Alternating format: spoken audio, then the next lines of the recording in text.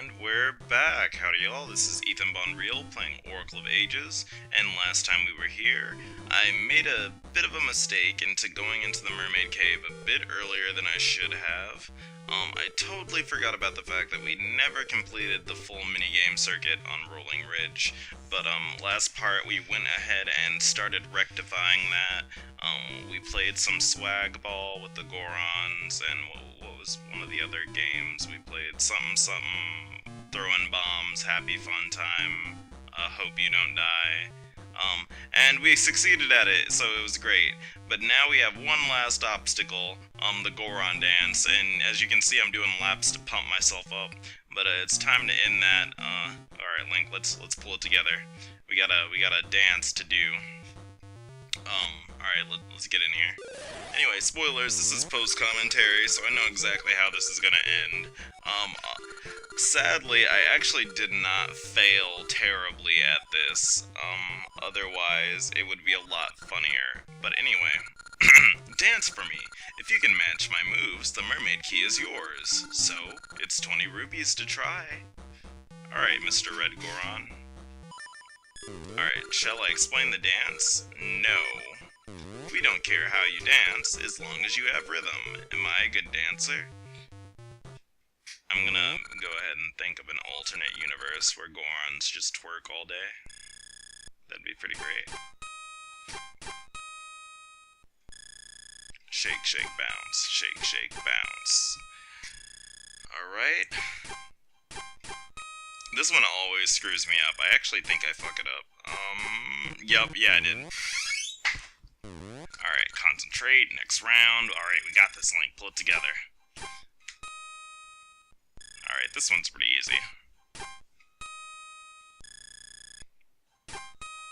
I don't know why I had so much trouble on this the first time around when I did it. I think I just got too worried, or I was too unwilling to move my fingers quickly.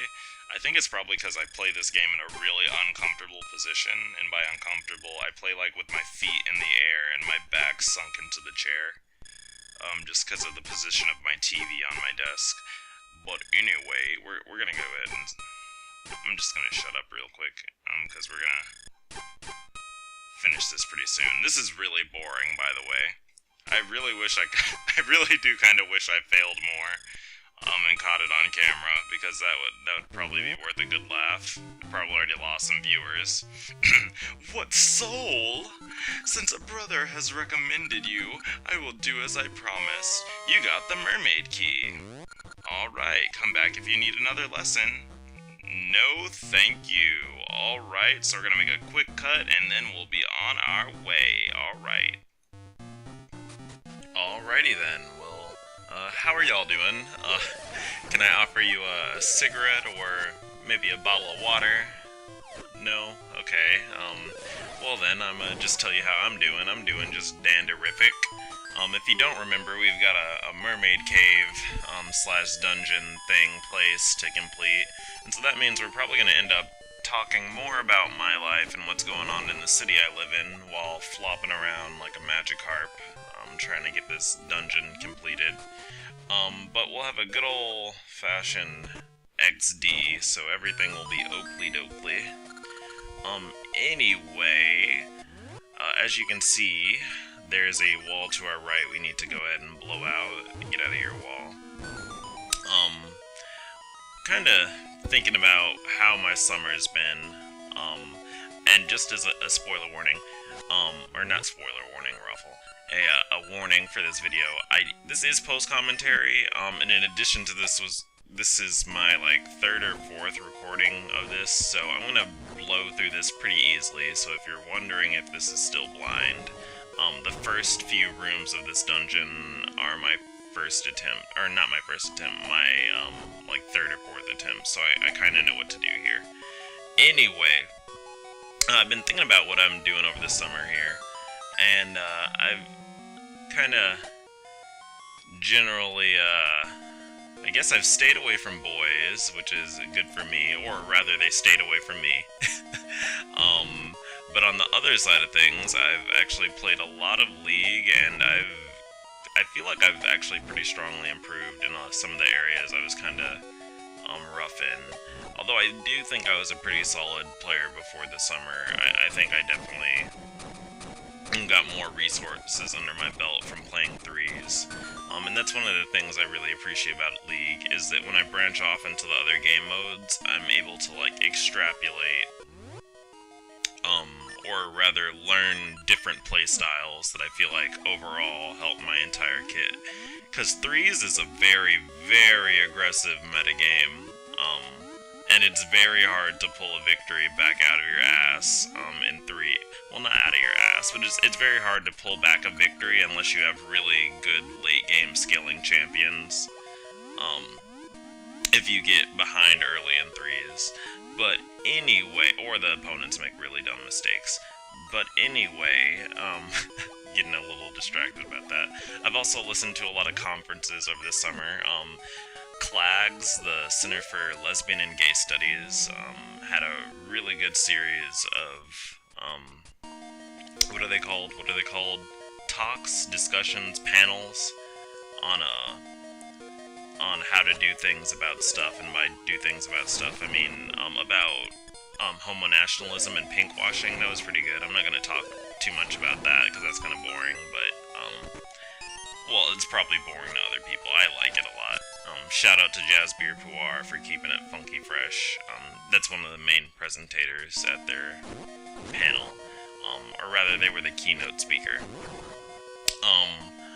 Also, I'm thinking about getting the Wind Waker remake, and by thinking about, I mean I probably am once I get more money. Because it looks really shiny and shit, and I honestly would like to relive that nostalgia. Wind Waker was one of the first games that I really got into after I came of age, so to speak. Like, a lot had happened in my life, or a lot started happening in my life around the time I started playing Wind Waker a lot. And I did a lot of growing up, and I really enjoy it. And the easy way to say it is that it's just nostalgic and it's all wonderful and shit. But, I mean, I guess before that there was Ocarina of Time, and I was definitely in that fandom, in the 90s. And that was also around when I first, that whole first wave of fan wank came into being, and it was a really glorious period of time.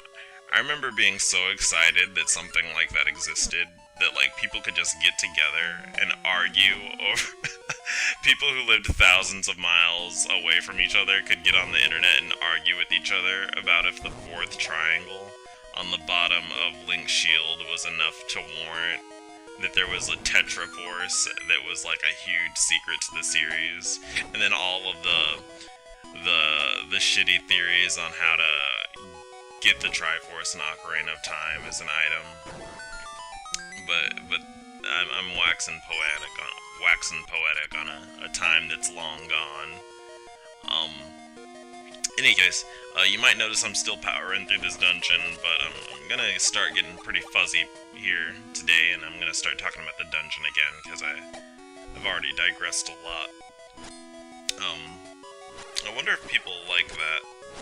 I'm getting pretty solid view counts on these, but I don't know if, me not talking about the first fourth of a dungeon is something people like, or that they like to hear me talking about how I'm fighting enemies or whatever.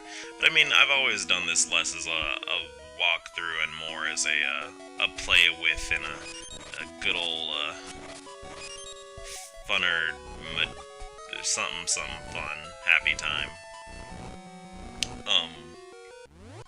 But yeah. So we're gonna go in this next room, and it actually took me a while to remember that I had the Cane of Samaria.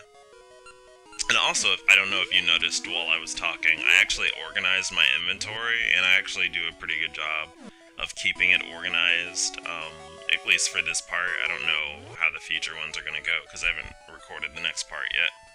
I've spent a lot of time editing this video down and making it more manageable in size. But in any case, which I guess is my go-to word for when I'm trying to think of something to say. I didn't write that many notes for this part, but honestly, I kind of think I can carry myself through this. I don't know why I'm saying this out loud. I shouldn't be telling you I'm having trouble to think about things to say. What did I see on Tumblr today that was interesting? Oh yeah, there we go. Fucking mega evolutions were revealed on Tumblr. When I first saw the post, or when it was leaked earlier in the morning, a lot of the information wasn't translated. It was just like that mega Pokemon were a thing, and people were already getting furious and like nerd raging all over the place. Which is not to say like it's good or bad. I'm just saying people were getting kind of fucking mad. And then later on, it was revealed that certain Pokemon mega evolve under certain conditions, and I had thought it was gonna be like forms. Also, if you're wondering what I'm doing, I'm trying to figure out if I can kill Jinxes or Wisps, whatever they're called, with bombs. But I can't. And I'm gonna just walk back out, and we're gonna cut the part real quick, like, cause now I need to go ahead and head back to the present, and make use of the changes I made to the dungeon in this part. So we're gonna actually go back to the present pretty soon here, and explore more of the present version of this dungeon. Anyway, there we go. We just made the cut. Alright, level 6, Mermaid's Cave, we're back in. But anyway, people were already getting fucking furious. It was great. I legitimately love how Ampharos looks. It's probably the coolest thing ever, and by coolest thing ever, I mean that's some pretty badass hair. I do think that some people wondering why it looked like that, I kind of think it makes a bit of sense considering Ampharos evolves from a sheep Pokemon for it to be so hairy or woolly. Although that just could be aesthetic, and just be some artist looking for a way to pass through, make it look unique. But yeah. Anyway, I don't mind it that much. I kind of think that, honestly, if Mega Evolutions are like alternative evolutions for a lot of, second or third stage Pokemon that don't have, actually second stage, my bad. Second stage Pokemon that aren't that viable competitively, I think that's totally legit that they add alternative evolutions that maybe have better stat distributions, because really a lot of Pokemon could fucking need it. I mean, Ampharos is...